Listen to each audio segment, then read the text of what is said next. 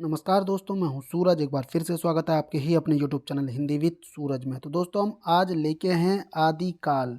ठीक है दोस्तों, आदिकाल की महामैराथन क्लास। और ये क्लास बहुत महत्वपूर्ण होने वाली है आपकी आगामी परीक्षा, यूजीसी नेट हो, टीजीटी पीजीटी एग्जाम हो, या प्रवक्ता का हो, या फिर स्टेट का सेट एग्जाम हो। तो हिंदी साहित्य वालों के लिए सबसे बेहतरीन क्लास हो सकती है। आदिकाल की मैराथन क्लास है।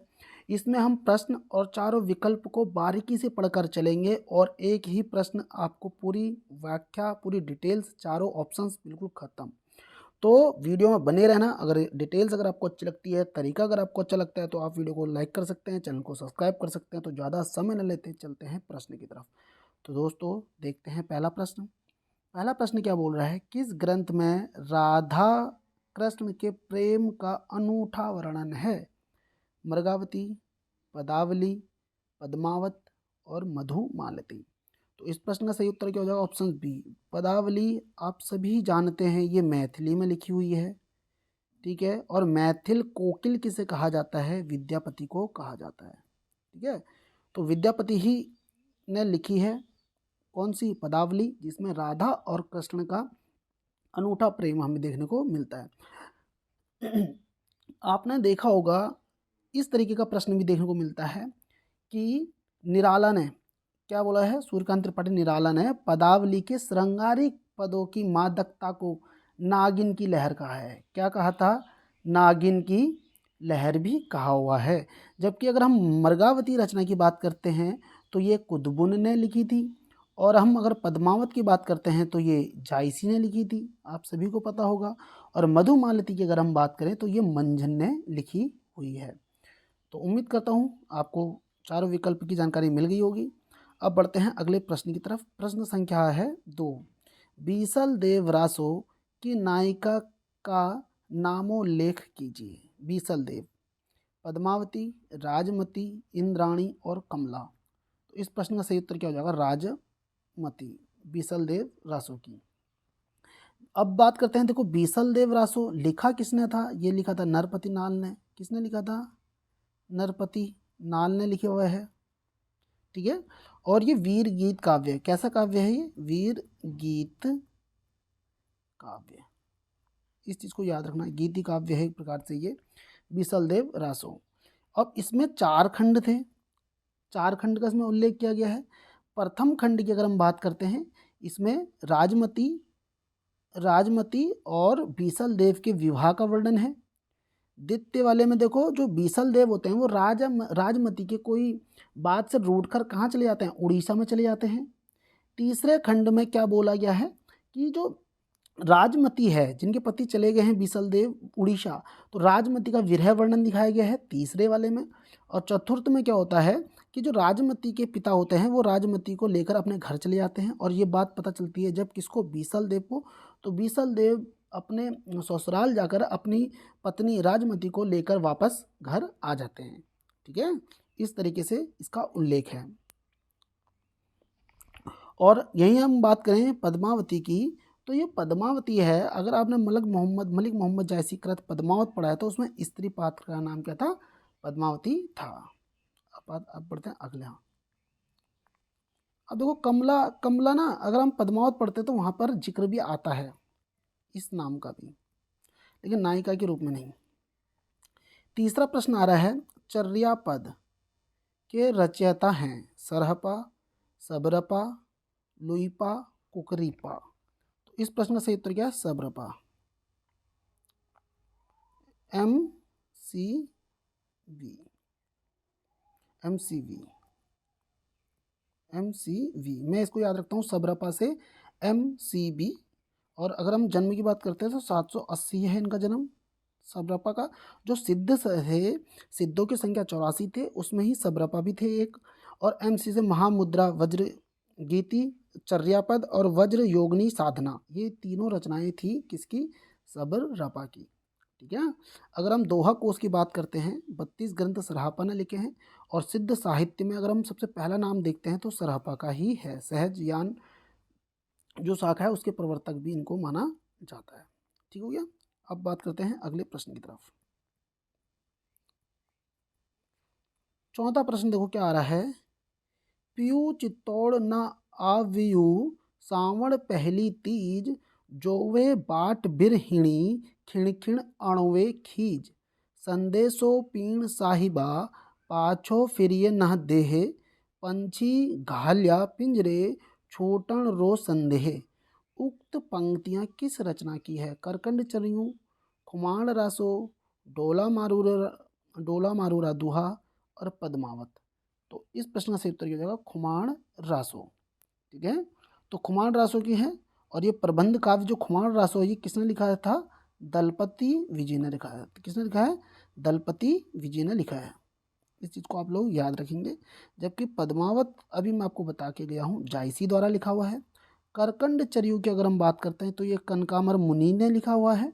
और डोला मारूरा दोहा की अगर हम बात करते हैं तो ये कल्लोल का है। किसका है? कल्लोल कवि का ये है। ठीक है, अब बात करते हैं अगले प्रश्न की तरफ। मैं थोड़ा धीरे बोल रहा हूँ क्योंकि मेरा स्वास्थ्य थोड़ा ठीक नहीं है। पांचवा प्रश्न आ रहा है, जय चंद्र प्रकाश। वास्तविक रूप से इनके जो साक्ष्य हैं या जो ग्रंथ हैं ये मिले नहीं हैं, लेकिन इनका जिक्र कहीं ना कहीं मिलता है, तभी इनका लिखा हुआ है। ये मूल रूप से कहीं मिला नहीं है कायदे से। जयचंद्र प्रकाश हो गया और जय मंग जस चंद्रिका हो गया, जैसे ये शब्द हैं, ये ग्रंथ हैं। जयचंद्र प्रकाश के रचनाकार हैं जगनिक, भटकेदार, श्रीधर, नरपति नाल। तो इस प्रश्न का सही उत्तर क्या होने वाला है? ऑप्शन बी, भट्ट केदार की ये रचना है। अगर हम जगनिक की बात करते हैं तो जगनिक ने लिखी है परमाल रासो। परमाल रासो। अगर आपको लगता है कि मैं स्लो बोल रहा हूँ तो आप वीडियो की स्पीड बढ़ा सकते हैं। मैं धीरे ही बोलूँगा क्योंकि स्वास्थ्य थोड़ा सा मेरा खराब है। श्रीधर की हम बात करते हैं तो इन्होंने लिखा था रणमल छंद। रणमल छंद 70 छंदों का था है रणमल छंद। 58 या 70 ऐसी कुछ छंद है इसमें। नरपति नाल के हम देखेंगे तो बीसल देव रासो इन्होंने लिखा हुआ है। अब बात करते हैं अगले प्रश्न की तरफ। प्रश्न संख्या आ रही है आपकी 6वें नंबर पे। सिद्धों और योगियों की रचनाओं के संदर्भ में यह कथन किसका है? उनकी रचनाओं का जीवन की स्वाभाविक सारणियों, अनुभूतियों और दशाओं से कोई संबंध नहीं है।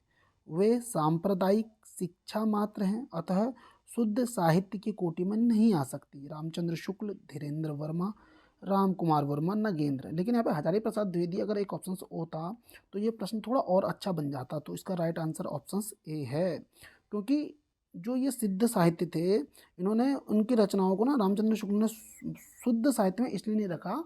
उन्होंने बोला ये सांप्रदायिक है, ये समाज के संबंध में नहीं लिखी गई हैं, ये अपने धर्म, अपने प्रचार प्रसार के लिए लिखी गई हैं कि लोगों को अपनी तरफ अट्रैक्ट कर सकें। ठीक है, इसलिए उन्होंने बोला ये शुद्ध साहित्य के अंतर्गत नहीं आ सकती। अब आदिकाल में अगर रामचंद्र शुक्ल का पढ़ोगे तो आपको खुद ही पता चल जाएगा कि रामचंद्र शुक्ल ने सिर्फ 12 ग्रंथों को ही आदिकाल में शुद्ध साहित्यिक कोटि के अंतर्गत रखा था। जबकि हम आदिकाल में पढ़ते बहुत सारे ग्रंथ हैं, रचनाएं पढ़ते हैं, लेकिन 8 को ही डाला था, जिसमें कि 4 जो हैं आपकी 4 जैसे अपभ्रंश हो गया और 8 देश भाषा में हो गया।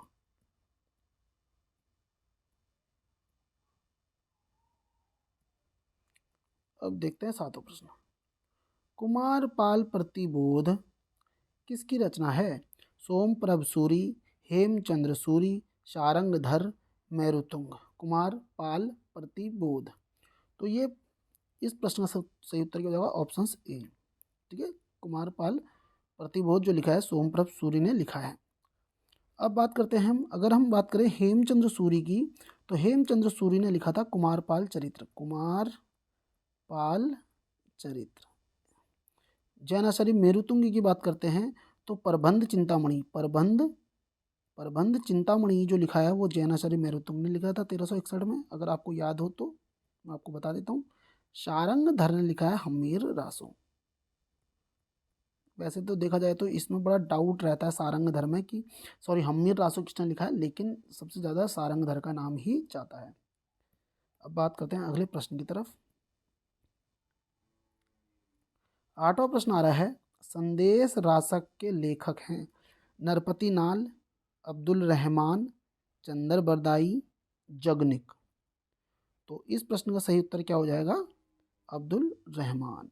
हजारी प्रसाद द्विवेदी ने इनको पहला कवि भी बोला था हिंदी साहित्य में आदिकाल के अंतर्गत देखा जाए तो। और संदेश रासक की खासियत क्या थी, आप समझ के चलना, ये पहला धर्मेतर रास ग्रंथ है। कैसा ग्रंथ है? धर्मेतर। धर्मेतर रास ग्रंथ समझते हो? रास क्या होता है, रासो क्या होता है, याद रखना।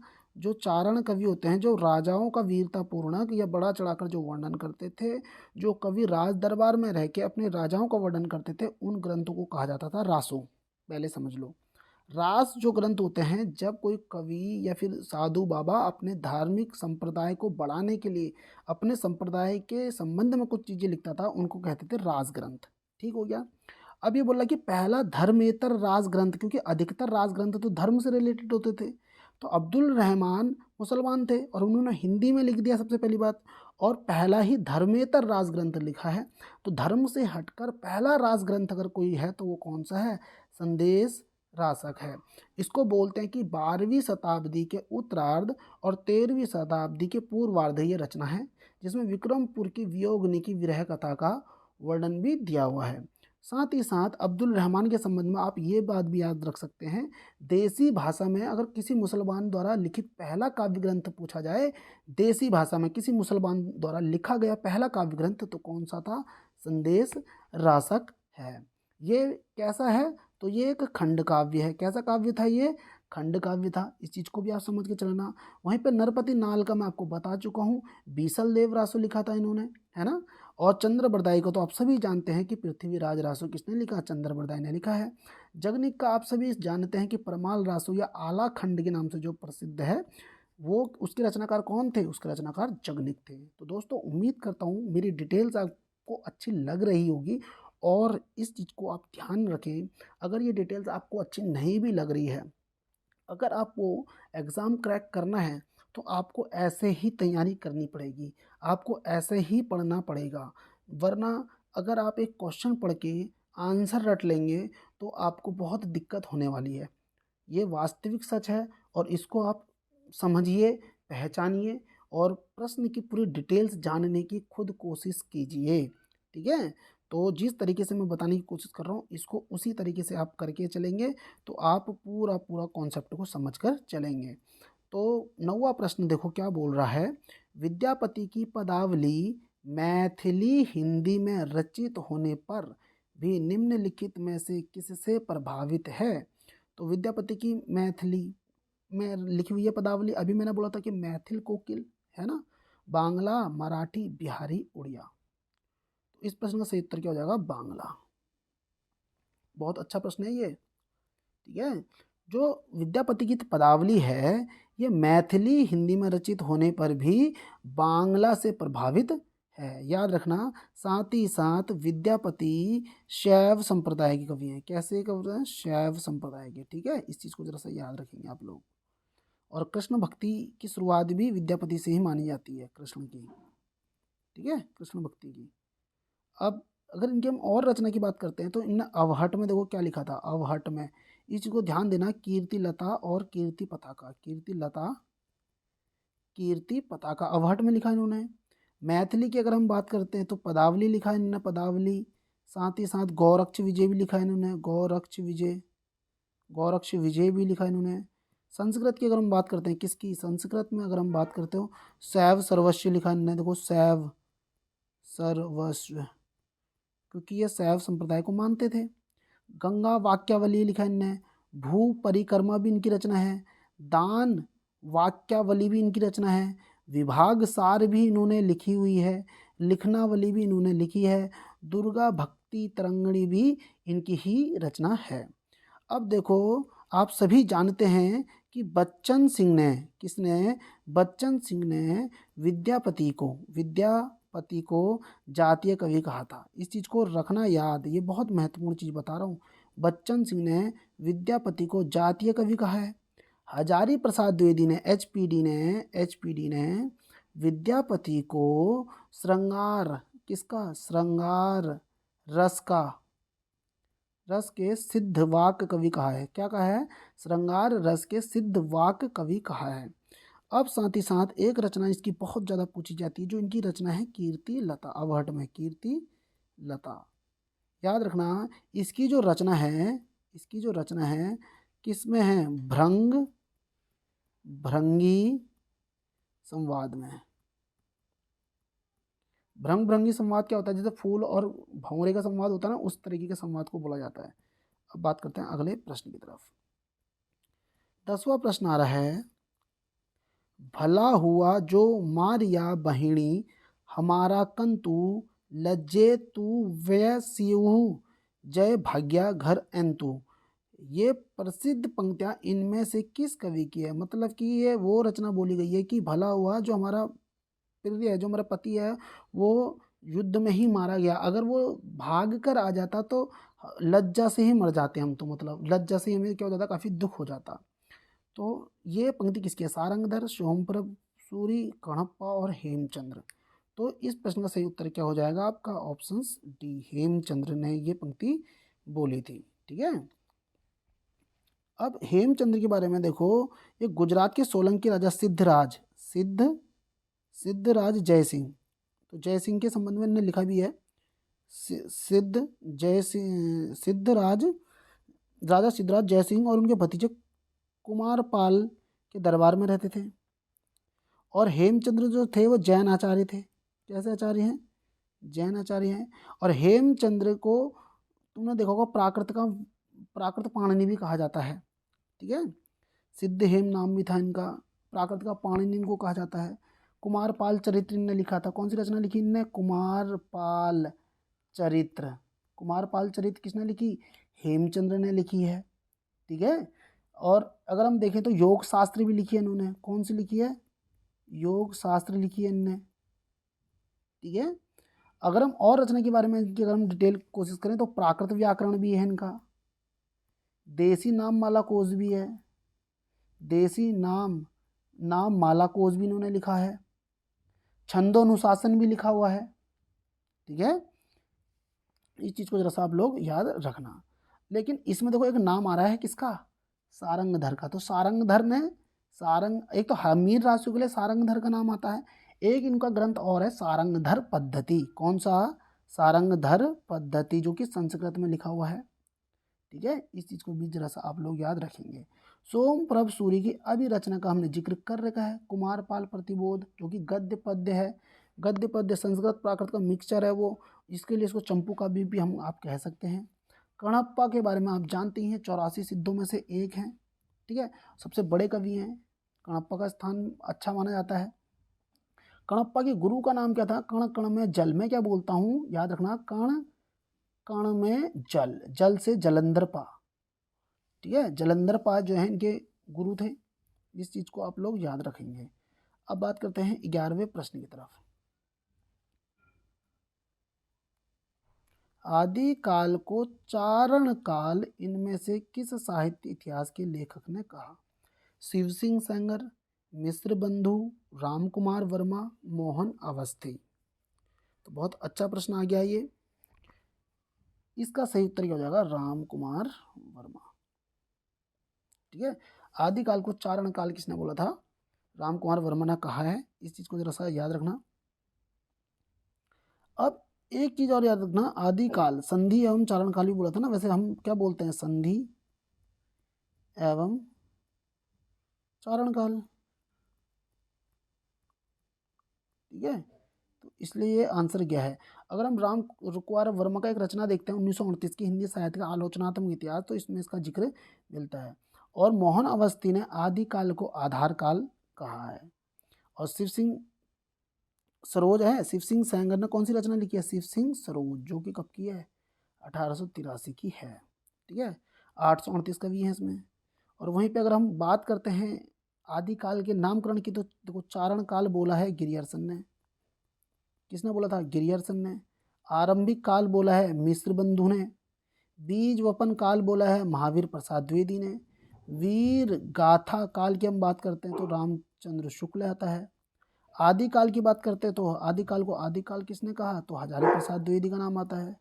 सिद्ध सामंत की बात करते हैं तो ये राहुल सांकृत्यायन का नाम आता है। ठीक है। राहुल सांकृत्यायन का नाम आता है। अब बात करते हैं आगे, 12वें प्रश्न की तरफ बढ़ते हैं। अमीर खुसरो हिंदी साहित्य के किस काल से संबंधित कवि हैं?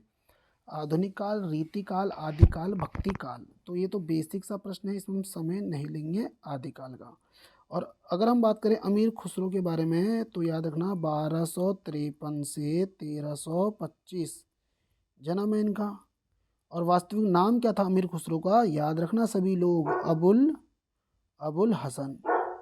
अमीर खुसरो का नाम क्या है? अबुल हसन है। और अगर हम इनके गुरु की बात करते हैं अमीर खुसरो की, तो निजामुद्दीन औलिया। कौन है? निजामुद्दीन औलिया के शिष्य हैं। आपने एक वो लाइन भी पढ़ी होगी कि मुख पर डारे केस रहन भई चहुदेश, इस तरीके से एक लाइन, कुछ पद है इनका, मैं भूल रहा हूँ, अगर याद आ जाता तो अच्छी बात है। और हम अमीर खुसरो के बारे में बात करते हैं। इन्होंने दिल्ली के सिंहासन पर 11 राजाओं का आरोहण भी देखा है, ठीक है। और ईश्वरी, देखो अमीर खुसरो के लिए ईश्वरी प्रसाद, देखो ईश्वरी से मैं कैसे याद रखता हूँ? ईश्वरी बोलता हूँ, ईश्वरी, मैंने थोड़ा गलत लिख दिया। ईश्वरी प्रसाद ने अमीर खुसरो को महाकवि कहा है या कवियों का राजकुमार कहा है? कवियों का राजकुमार ईश्वरी प्रसाद ने, ठीक है। अब बात करते हैं खालिक बारी, इनकी रचना है। पहेलियाँ, मुकरियाँ, दो सुखने, गजल, है ना, यह आपने सबने इनके बारे में पढ़ा होगा। अगला प्रश्न पढ़ते हैं। 13वां प्रश्न है, दान वाक्यावली किसकी रचना? अभी मैं आपको संस्कृत में बता के गया हूँ, कई एक लेखक की रचना है, फिर मैंने मैथिली में भी बताई थी, है ना, फिर मैंने अवहट में भी बताई थी। अब आप समझ गए होंगे। विद्यापति, भूषण, जयदेव, पद्माकर। तो इस प्रश्न का सही उत्तर क्या हो जाएगा आपका? विद्यापति की ये रचना है, ठीक है। विद्यापति ऐसे समझ लो 1350 से 1450 का इनका कार्यकाल था, जन्म मृत्यु मतलब। और पंडित हरि मिश्र, इनके गुरु का नाम क्या है? हरि मिश्र। विद्यापति के गुरु का नाम क्या है? हरि मिश्र था। बिहार के दरभंगा जिले के विप्सी नामक गांव में रहते थे। कौन? विद्यापति। विप्सी बिहार के दरभंगा में विप्सी नामक स्थान पर का जन्म स्थान है। इस चीज़ को जरा सा आप याद रखना, ठीक है। साथ ही साथ इन्होंने दान वाक्यावली में इस चीज़ को याद रखना, राजा शिव सिंह के लिए लिखा है। राजा शिव सिंह के लिए, ये बहुत अच्छा प्रश्न है। राजा शिव सिंह की वीरता और उदारता का चित्रण इसमें है। सहब सर्वस्व गंगा वाक्यावली भी इन्होंने लिखा हुआ है, ठीक है। कीर्ति लता, कीर्ति पिता का अवहट में है, आप सभी को पता ही है इनके बारे में। कीर्ति लता और कीर्ति पिता का अवहट भाषा में लिखा हुआ है इन्होंने। बच्चन सिंह ने विद्यापति को जातीय कवि कहा था, ये भी आपको पता ही है। सूर्यकांत त्रिपाठी निराला ने पदावली की जो पदावली है ना, पदावली के श्रृंगारिक पदों को क्या कहा था? मादकता को क्या नाम है इसका? पदावली के श्रृंगारिक पदों की मादकता को क्या कहा था? नागिन की लहर कहा था। विद्यापति शैव धर्म के हैं, आप सभी को पता ही था, अभी हम पढ़ के बता के गया हूँ आपको, है ना। तो काफ़ी सारी चीज़ें बता दी मैंने आपको इनके बारे में। अब बढ़ते हैं आगे। अच्छा, जयदेव का नाम आ रहा है तो जयदेव की रचना भी बता देते हैं यहाँ पे हम, है ना। तो जयदेव जी की जो रचना है आपने पढ़ा होगा, इन्होंने गीत गोविंद लिखी है। गीत गोविंद 12 सर्गों की रचना है। कितने सर्ग की है ये? 12 सर्ग की है। और जो जयदेव थे ये राजा लक्ष्मण सेन के सभा कवि थे, ठीक है। 12 सर्गों की कोमलकांत पदावली में गीत गोविंद लिखी है। लक्ष्मण सेन के सभा कवि थे जयदेव। अगर हम भूषण की बात करते हैं तो शिवराज भूषण, शिवा बावनी, छत्रसाल दशक, ये ग्रंथ किसके हैं? भूषण के ही हैं। पद्माकर की हम बात करते हैं तो पद्माकर ने क्या लिखा है? प्रबोध पचासा, गंगा लहरी, राम रसायन, बहुत सारे इनके भी ग्रंथ हैं। ये रीतिकाल की रचना है, ये भी रीतिकाल में पढ़ते हैं, ये भी हम रीतिकाल में इनको पढ़ के चलते हैं। जयदेव को तो हम बाहर भी पढ़ लेते हैं वैसे, लेकिन अधिकतर रीतिकाल। 14वां प्रश्न आ रहा है, विद्यापति को कृष्ण भक्तों की परंपरा में ना समझना चाहिए, यह इनमें से किसका कथन है? हजारी प्रसाद द्विवेदी, रामचंद्र शुक्ल, राम कुमार वर्मा, बच्चन सिंह। तो इस प्रश्न का सही उत्तर क्या हो जाएगा? रामचंद्र शुक्ल ने ये बात बोली थी। अब आपने जब पदावली के बारे में पढ़ा था तो पदावली में एक लाइन आती है जो शुक्ल की है, देखा होगा आपने, रामचंद्र शुक्ल का इतिहास पढ़ा होगा, तो उसमें एक शब्द आता है कि आध्यात्मिक रंग के चश्मे आजकल बहुत सस्ते हो गए हैं, उन्हें चढ़ाकर जैसे कुछ लोग गीत गोविंद को आध्यात्मिक संकेत बताते हैं, वैसे ही विद्यापति के इन पदों को भी। ठीक है, तो इस तरीके से भी आता है। विद्यापति को अगर हम बात करें तो विद्यापति के लिए एक शब्द आता है पंच देवोपासक, पंच देवोपासक। ये हरप्रसाद शास्त्री ने बोला था, हरप्रसाद शास्त्री ने। ठीक है, इस चीज को याद रखना। श्रृंगार रस के सिद्ध वाक्य कवि हजारी प्रसाद द्विवेदी ने कहा था, है ना, अभी हम इसको बता के गए हैं। जातीय कवि किन्ने किसने कहा था, तो बच्चन सिंह ने कहा था, है ना। तो ये सारी चीजें आपको सबको याद है। और विद्यापति के गुरु का नाम ही मैंने अभी आपको बताया था, हरि मिश्र, पंडित हरि मिश्र हैं, शैव धर्म के हैं, है ना।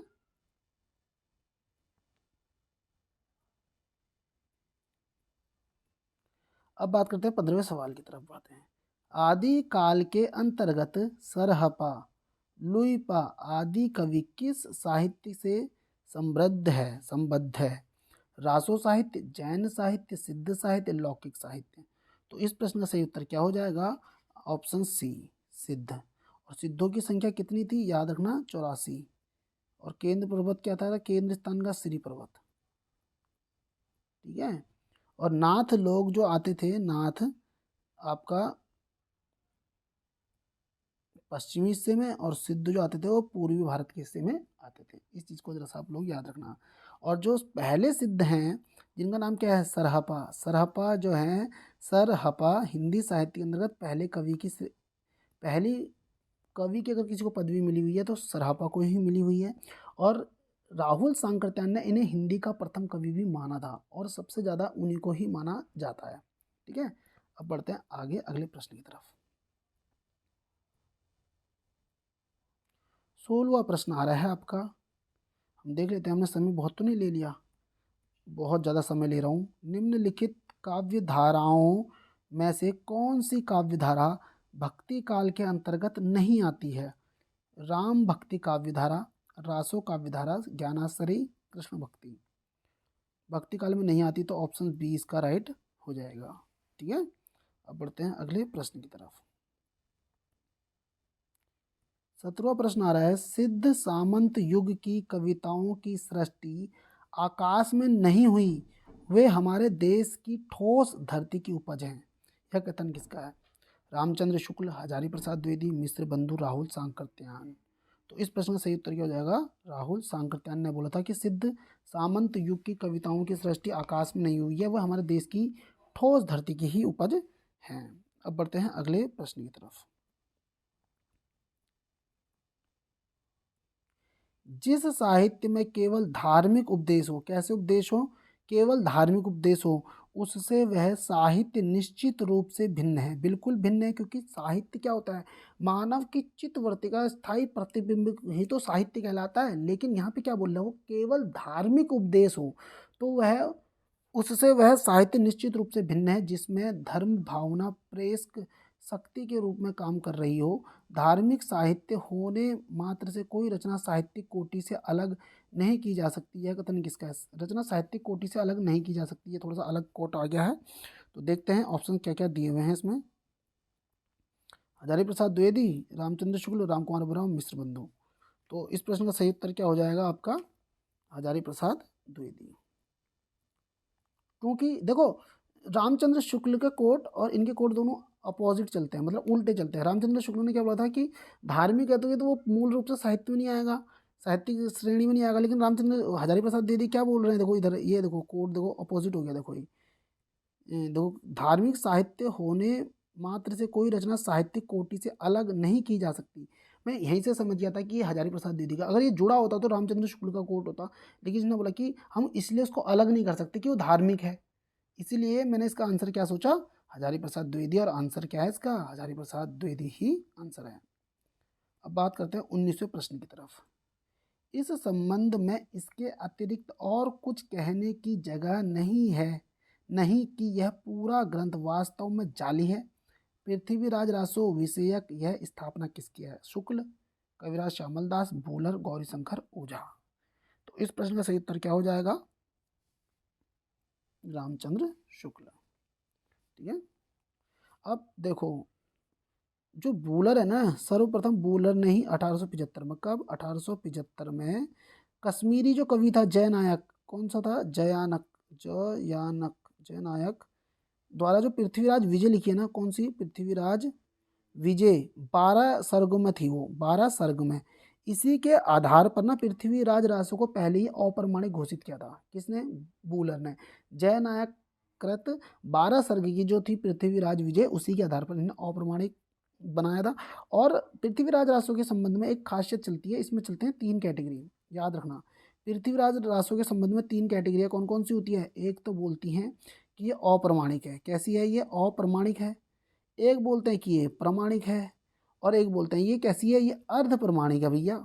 तो अप्रमाणिक वाले कौन कौन थे? याद रखना, बूलर, बूलर ने बोला ये अप्रमाणिक है। गौरीशंकर ने भी अप्रमाणिक बोला। हीराचंद ओझा ने भी इसको अप्रमाणिक बोला। शुक्ल ने भी इसको, रामचंद्र शुक्ल ने भी अप्रमाणिक बोला। देवी प्रसाद ने भी इसको अप्रमाणिक बोला। कविराज श्यामल दास ने भी इसको अप्रमाणिक माना। लेकिन प्रमाणिक मानने वाले में देखो, श्याम सुंदर दास थे, कर्नल टाड थे। कौन थे? कर्नल टाड थे। मिश्र बंधु थे, मिश्र बंधु थे। एक मिनट में इसका साइज अगर छोटा हो सके तो,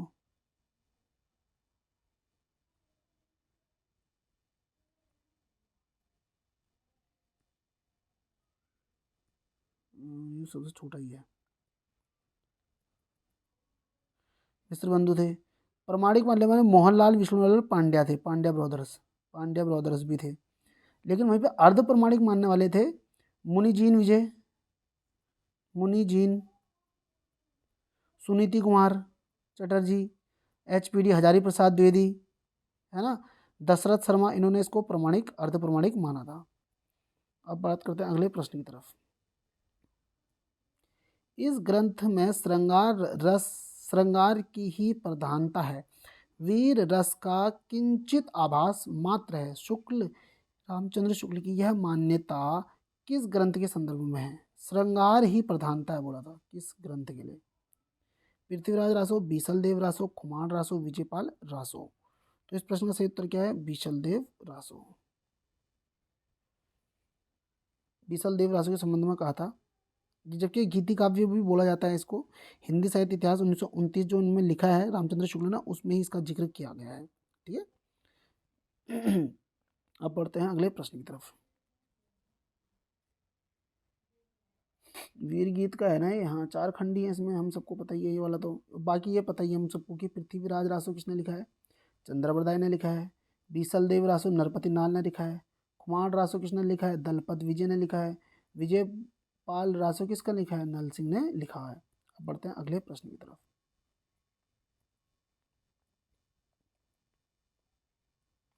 वे सांप्रदायिक शिक्षा मात्र है, अतः शुद्ध साहित्य की कोटि में नहीं आ सकती। सिद्धों, नाथों, योगियों की रचनाओं के विषय में यह किसका मत है? जॉर्ज ग्रियर्सन, नगेंद्र, रामचंद्र शुक्ल, मिश्र बंधु। तो देखो यहाँ पे शुक्ल आ गया। देखो, वह सांप्रदायिक शिक्षा मात्र है, इसलिए साहित्य में नहीं आ सकती। और हजारी प्रसाद द्विवेदी ने बोला वो केवल धार्मिक होने से हम उसे साहित्य से नहीं हटा सकते, वो भी साहित्य के अंतर्गत आएगा, ये बोला था हजारी प्रसाद द्विवेदी ने। अगला देखो क्वेश्चन आ रहा है, 22वां प्रश्न आ रहा है, राउल वेल के किस विषय में कौन सा तथ्य सही नहीं है? इसके रचयिता रोडा नामक कवि माना जाता है। वह मूलतः एक शिलांकित रचना है। यह गद्य पद्य मिश्रित चंपू काव्य है। इसमें राउल नामक नायक का शौर्य वर्णन है। तो इसमें आंसर क्या हो जाएगा? ऑप्शन डी इसका गलत हो जाएगा, क्योंकि ये तो वैसा है ही नहीं शौर्य वर्णन। ठीक है। अब याद रखना, जो राउल वेल है ना, ये अपने में बहुत महत्वपूर्ण रचना है। याद रखना, ये 10वीं सदी की रचना थी और रोडा कवि की रचना है। रोडा देखो यहाँ पर नाम आ गया, देखो रोडा नामक कवि ने बिल्कुल लिखी है। मूलतः शिलांकित रचनी है, शिलांकित पहली नक्सिक रचना है। याद रखना। और इसका सर्वप्रथम प्रकाशन, ये सबसे महत्वपूर्ण चीज़ बता रहा हूँ मैं, इसका जो प्रकाशन है, राउल वेल का जो प्रकाशन है, डॉक्टर भयाणी ने किया था। किसने किया था? डॉक्टर भयाणी ने किया था, भयाणी ने किया था। ठीक है, भारतीय विद्या पत्रिका में, कि कौन सी पत्रिका में? भारतीय विद्या पत्रिका में। ठीक है, इस चीज को याद रखेंगे आप सभी लोग, ये बहुत महत्वपूर्ण है। अब बात करते हैं अगले प्रश्न की तरफ। अब इसमें एक और चीज याद रख सकते हैं कि 7 नायिकाओं के नक्सिक का वर्णन भी है, 7 नायिकाओं के नक्सिक वर्णन भी मिलता है। ठीक है,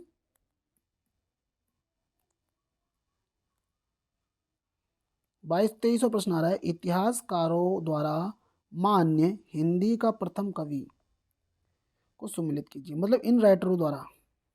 तो राम कुमार वर्मा, राहुल सांकृत्यायन। तो राम कुमार वर्मा स्वयंभू, राहुल सांकृत्यायन सरहप्पा, गणपति चंद्रगुप्त शालिभद्र सूरी, शिव सिंह सेंगर पूर्ण। तो ये हमने लगा दिया है, बाकी हम विकल्प देख लेते हैं एक बार इसके। तो विकल्प चाहे कुछ भी हो, हमने जो बता दिया है वही इसका आंसर है। ठीक है, जो मैंने आपको बताया था। ये नीचे काफ़ी चले गया है तो इसलिए मैं ऊपर ही देख रहा हूँ।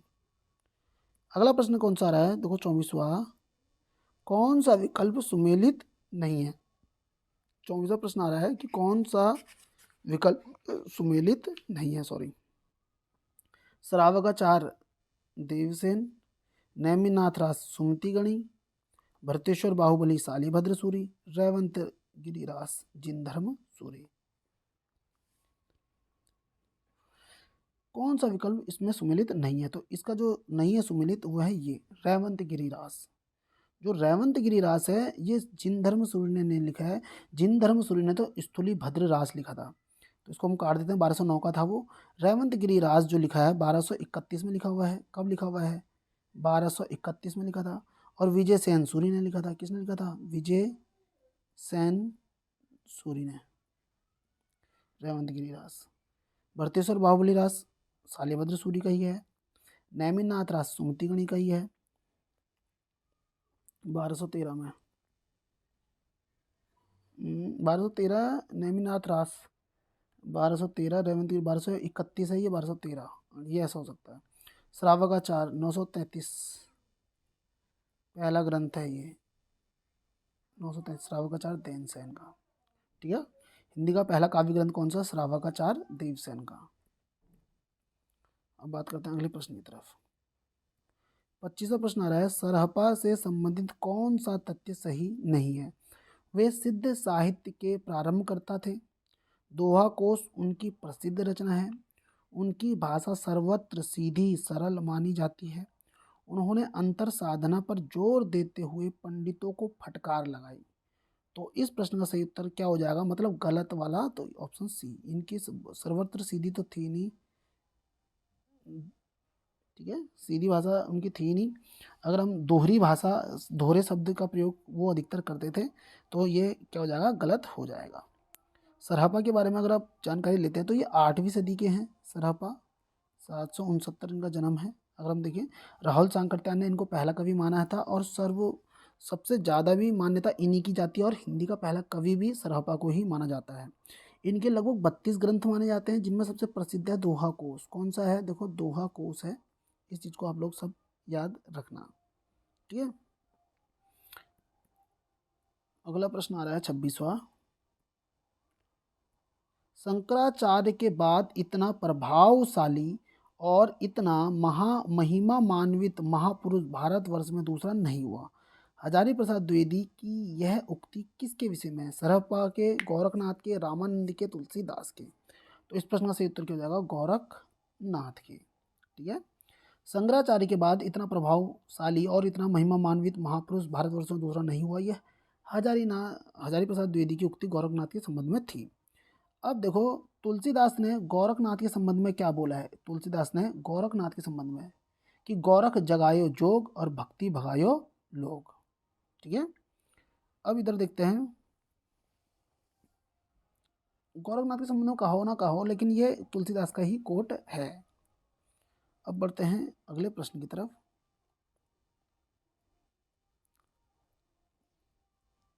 नाथ संप्रदाय में एक चीज और याद रखना, आपको ये याद पूछा जा सकता है प्रश्न कि कनफटा योगी कौन कहते थे? किसको कौन से संप्रदाय के लोग कहते थे या किस संप्रदाय के लोगों को कहा जाता था, तो आप बोलेंगे नाथ संप्रदाय के जो योगी थे उनको कनफटा योगी भी कहते थे, क्योंकि कान को छेद करना बड़े बड़े कुंडल पहनते थे पत्थर के। ठीक है, याद रखना इस चीज को। अब बढ़ते हैं अगले प्रश्न की तरफ, 27वें प्रश्न की तरफ। डॉक्टर दशरथ शर्मा आदि कुछ विद्वान पृथ्वीराज रासो के किस संस्करण को मूल रासो मानते हैं? वृहत्तम संस्करण, मध्य संस्करण, लघु संस्करण, सबसे छोटा संस्करण। 4 संस्करण थे पृथ्वीराज रासो के, इस चीज को याद रखना। तो इस प्रश्न का सही उत्तर क्या हो जाएगा? सबसे छोटा संस्करण। ठीक है, अब बढ़ते हैं अगले प्रश्न की तरफ। अगर और इस चीज को ना जरा सा आप लोग याद रखना, ये बहुत महत्वपूर्ण चीज। वृहत्तम संस्करण में 16,306 छंद है, मध्यम संस्करण में 7,000 छंद है, लघु संस्करण में 3,500 छंद है, सबसे छोटा संस्करण में 1,300 छंद है। इस चीज को जरा सा आप लोग याद रखना। ठीक है, ये बहुत महत्वपूर्ण चीज है। और पृथ्वीराज रासो के रचनाकार कौन थे? वैसे पृथ्वीराज रासो के रचनाकार चंद्रबरदाई। और चंद्रबरदाई का जन्म कब हुआ है? तो मैं आपको बता देता हूँ, 1168 में हुआ था। किसका जन्म? चंद्रबरदाई का जन्म हुआ था लाहौर में। कहाँ पे हुआ है ये? लाहौर में हुआ था, और जगात नामक गोत्र में था ये। इस तीर के याद रखना। पृथ्वीराज रासो में जो समय सर्ग थे, समय सर्ग पृथ्वीराज रासो में समय सर्ग कितने थे? 69। ठीक है, याद रखेंगे आप लोग, ये बहुत महत्वपूर्ण चीजें आपको मैं बता रहा हूँ। ठीक है, अब एक चीज और जान लो, क्योंकि मैंने आपको एक चीज इसमें छेड़ दी है, तो मैं आपको ये बता देता हूँ। 69 सर्ग हैं, तो आदि पर्व याद रखना। आदि पर्व जो है, ये जो है आपका 10वां सर्ग है। पद्मावती समय देखते हैं, पद्मावती, मेरा ये पेन खराब हो चुका है। पद्मावती सर्ग में हम देखें तो 20वां सर्ग है। और कयमास सर्ग, ये पूछा गया पेपर में, कयमास सर्ग, ये 57वां सर्ग है। सर्वाधिक मार्मिक बोलते हैं इसको, सर्वाधिक मार्मिक कयमास सर्ग 57 सर्ग वाला है।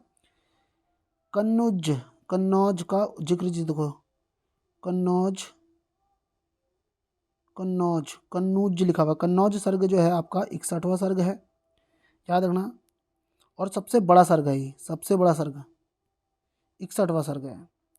विवाह समय सर्ग कौन सा है? विवाह समय सर्ग जो है वो 65वां सर्ग है। और महोबा युद्ध जो है वो 69वां सर्ग है। इस तरीके से आप लोग सर्गों को ध्यान में रखना। ठीक है, अब बढ़ते हैं अगले प्रश्न की तरफ, जो कि है 28वां प्रश्न। बीसल देवरास के संपादनकर्ता इनमें से कौन है? शुक्ल, दशरथ शर्मा, हजारी प्रसाद द्विवेदी, माता प्रसाद गुप्त, अगरचंद नाहटा, हजारी प्रसाद द्विवेदी, अगरचंद नाहटा। तो इस प्रश्न का सही उत्तर क्या हो जाएगा आपका? माता प्रसाद गुप्त और अगरचंद नाहटा ने बीसल देवरासो का संपादन कार्य को संभाला था। ये 14वीं सदी की रचना थी। नरपति नाल इसके लेखक हैं, याद रखना। और ये 4 खंडों में है, आप सभी जानते हैं। इसकी सारी डिटेल्स मैं आपको बता के जा चुका हूँ ऊपर से, है ना।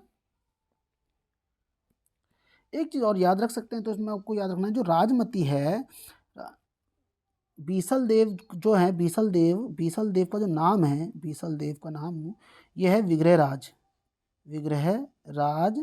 चतुर्थ। इस तरीके से इसको याद रखना जरा सा बस।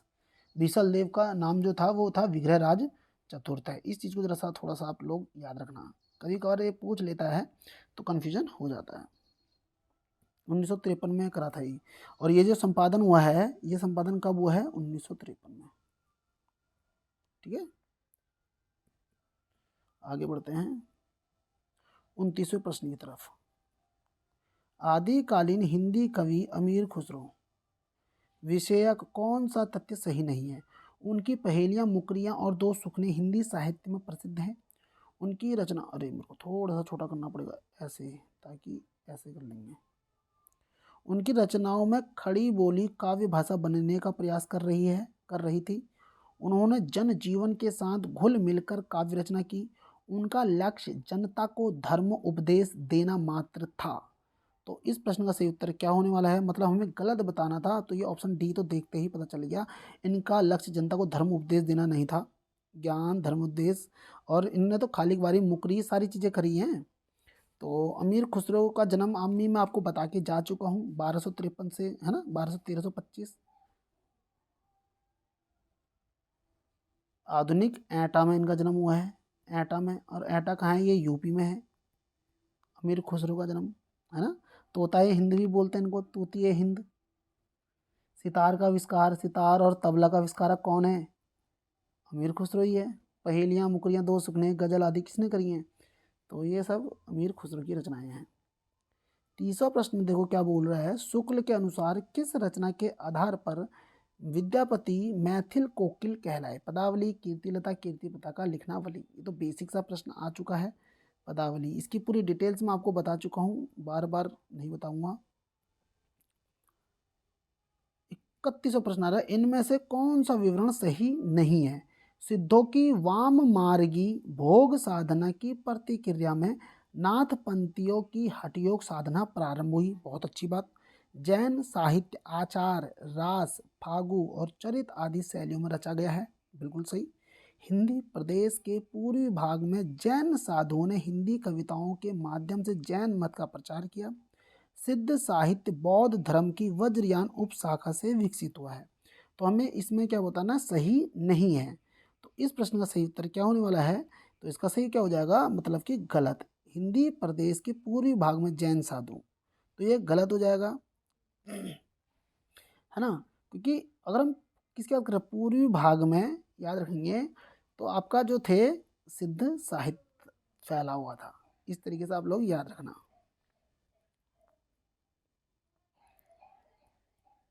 अब बढ़ते हैं अगले प्रश्न की तरफ।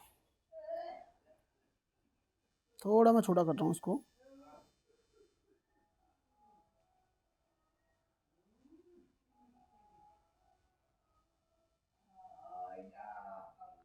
बत्तीसवां प्रश्न आ रहा है हमारा, अपभ्रंश के कवियों को विस्मरण करना हमारे लिए हानि की वस्तु है।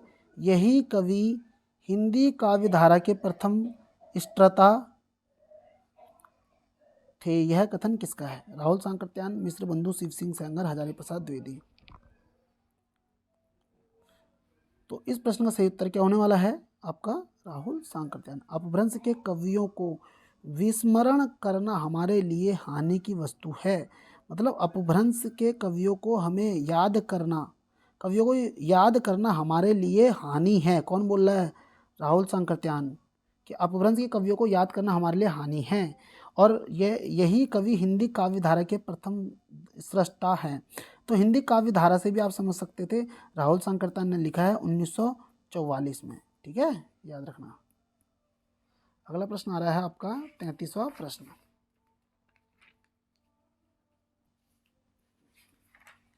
33वें प्रश्न की तरफ बढ़ते हैं। कहाँ गया ये अपना, ये वाला प्रश्न जो था, इसमें ऑप्शन राहुल सांकृत्यायन, मिश्र बंधु, शिव सिंह सेंगर, है ना। हाँ, तो हमने ये सारी चीज़ें बता दी हैं। 33वां प्रश्न देखते हैं। इस पुस्तक, थोड़ा छोटा करना पड़ेगा इस सवाल को मुझे।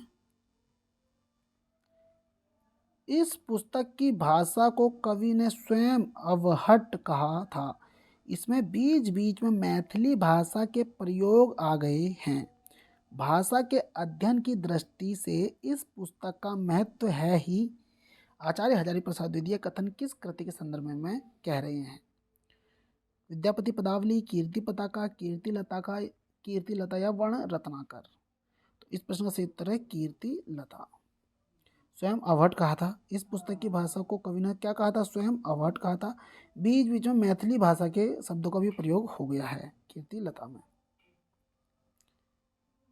34वां प्रश्न है, साधारणतः सन ईस्वी की 10वीं से लेकर 14वीं शताब्दी के काल को हिंदी साहित्य का आदिकाल कहा जाता है। हिंदी के प्रारंभिक काल विषयक यह कथन किस किस विद्वान का है, एचपीडी का, रामचंद्र शुक्ल का, राम कुमार वर्मा का या नगेंद्र का। तो इस प्रश्न का सही उत्तर क्या हो जाएगा, हजारी प्रसाद द्विवेदी। 10वीं सदी से 14वीं सदी का जब जैसे जिक्र आए तो समझ लेना एचपीडी। आगे बढ़ते हैं अगले प्रश्न की तरफ। चौपाई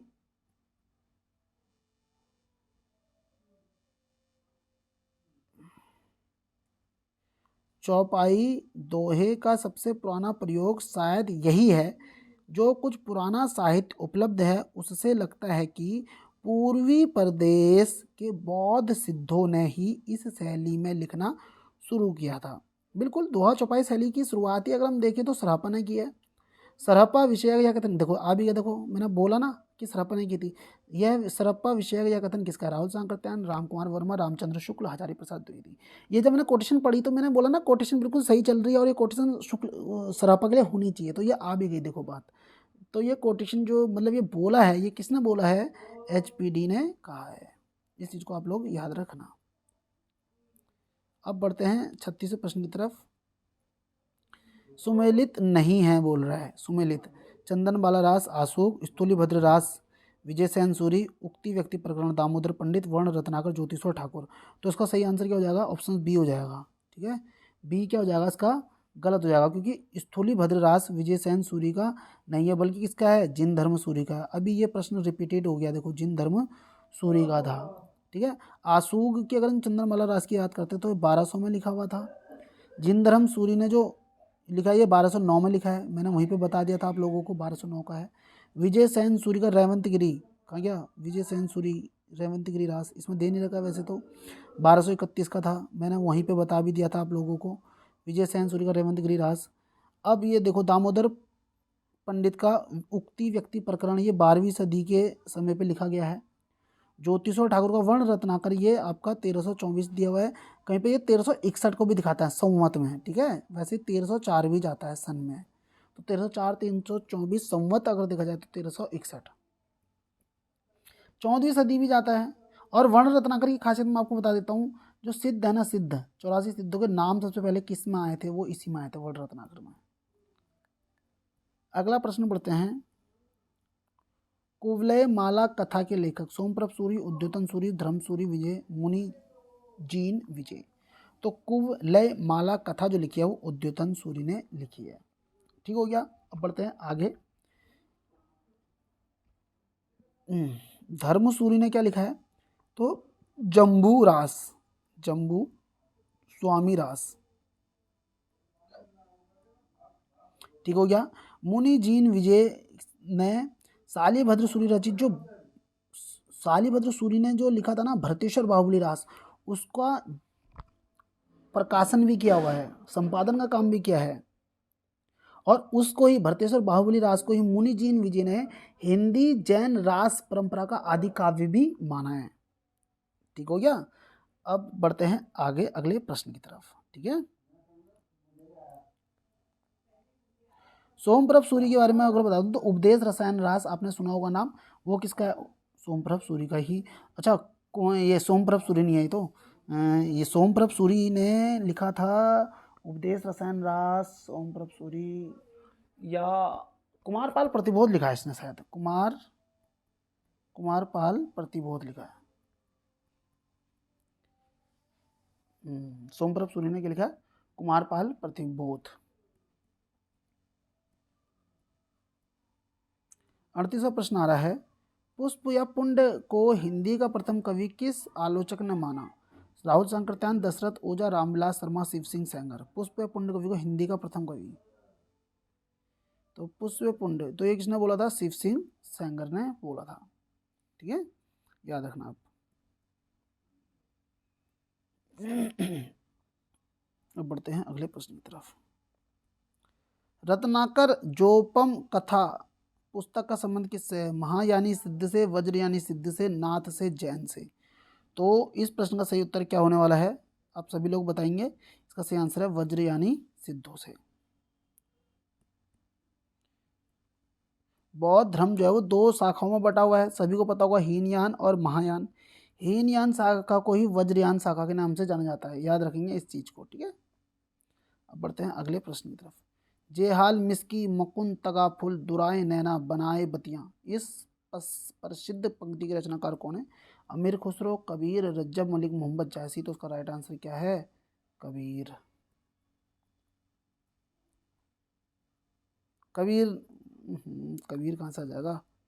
सॉरी, मैंने कबीर बोला लेकिन मैं टिक्का लगाया अमीर खुसरो, तो इसका राइट आंसर क्या है? अमीर खुसरो। 41वां प्रश्न आ रहा है, निर्भय भीम व्यायोग के लेखक धनपाल, राजशेखर, धर्मसूरी, रामचंद्र सूरी। तो इस प्रश्न का सही क्या उत्तर है? रामचंद्र सूरी ने लिखा है निर्भय भीम व्यायोग। ठीक है, इस तरीके से आप याद रख सकते हैं।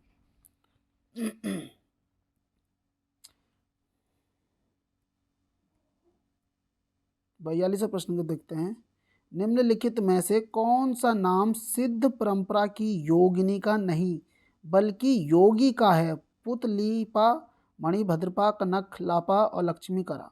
तो ये देखते ही तुम समझ गए होंगे इसका राइट आंसर क्या है? ऑप्शन ए, क्योंकि ये तीनों क्या हैं? ये योगिनी थी। ठीक है, अब बात करते हैं अगले प्रश्न की तरफ।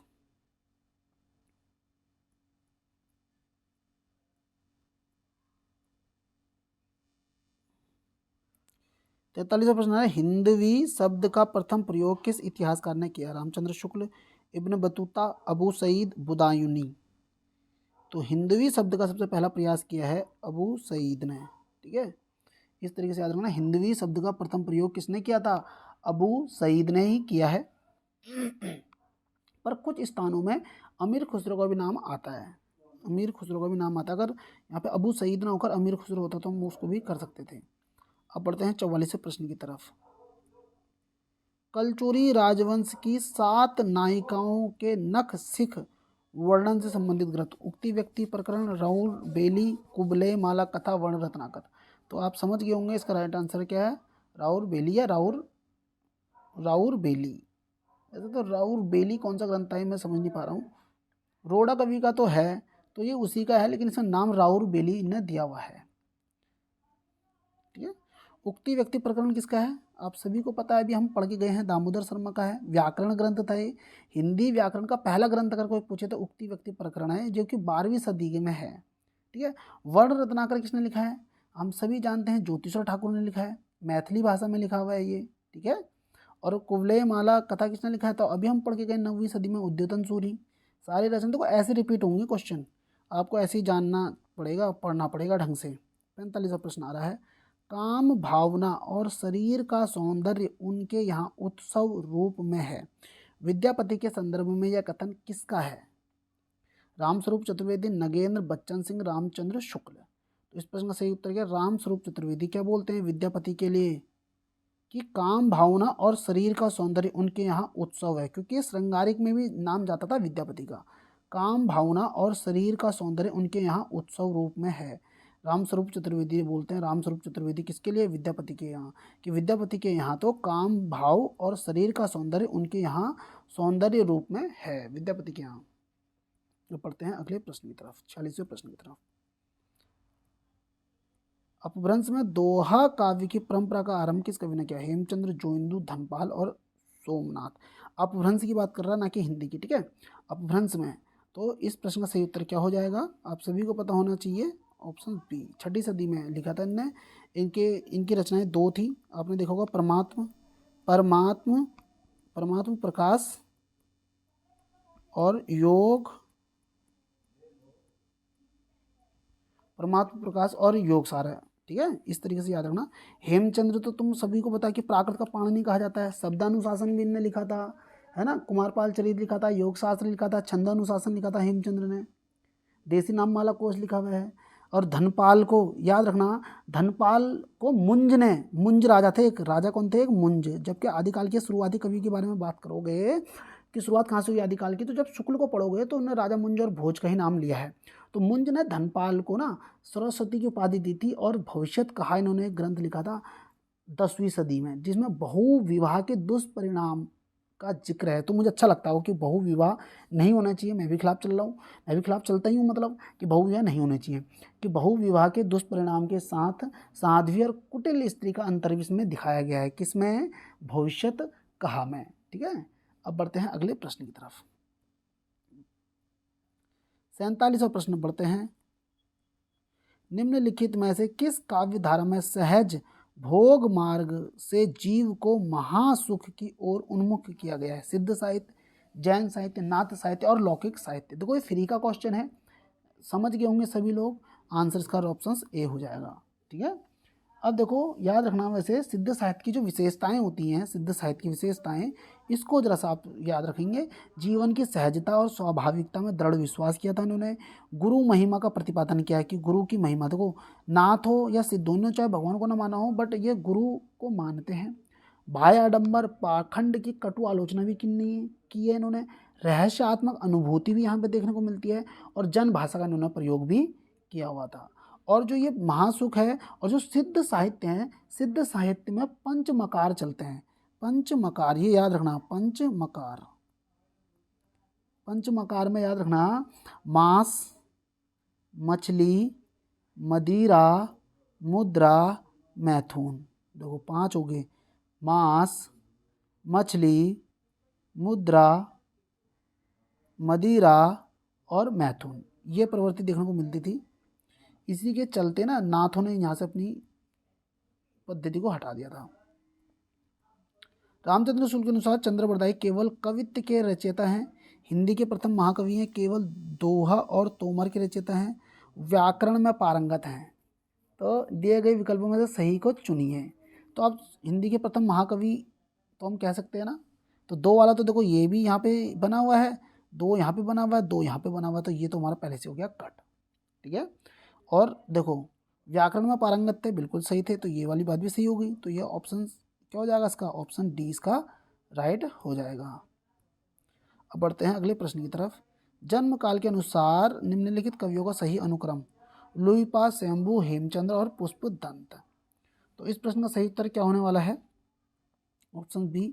देखो स्वयंभू पहले नंबर पे हैं, ठीक है, क्योंकि 783 का इनका जन्म है। कब का है, 783 का जन्म है इनका।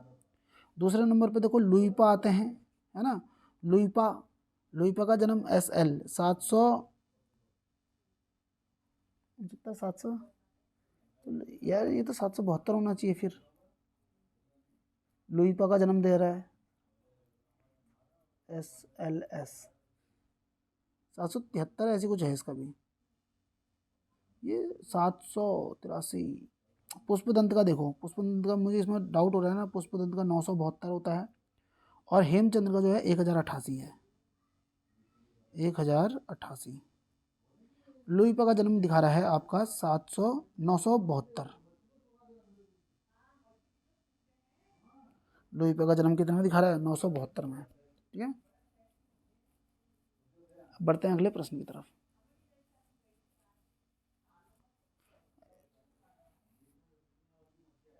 पर ये प्रश्न में इधर देख लेते हैं, ये UGC नेट का प्रश्न है। अब इसमें कई लोग ना देखो लुईपा के जन्म के लिए 773 भी बोलेंगे, क्योंकि मुझे पता है ना लुईपा में 773 भी आता है, लेकिन वो नीचे बोल रहे हैं डिटेल्स में कि UGC नेट दिसंबर जून में, अगर हम इसका आंसर की देखते हैं विभागीय आंसर की, तो उसमें बी को सही इन्होंने माना था। अब बढ़ते हैं अगले प्रश्न की तरफ। अमीर खुसरो के बारे में सही तथ्य कौन से हैं। इनका जन्म पटियाला में हुआ था। वे निजामुद्दीन औलिया के शिष्य हैं। वे ईरान और भारत के फारसी में लिखने वाले चोटी के कवियों में एक थे। उन्होंने कहा था मैं हिंदुस्तान की तूती हूँ, मुझसे कुछ पूछना हो तो फारसी में पूछो। बिल्कुल गलत बात।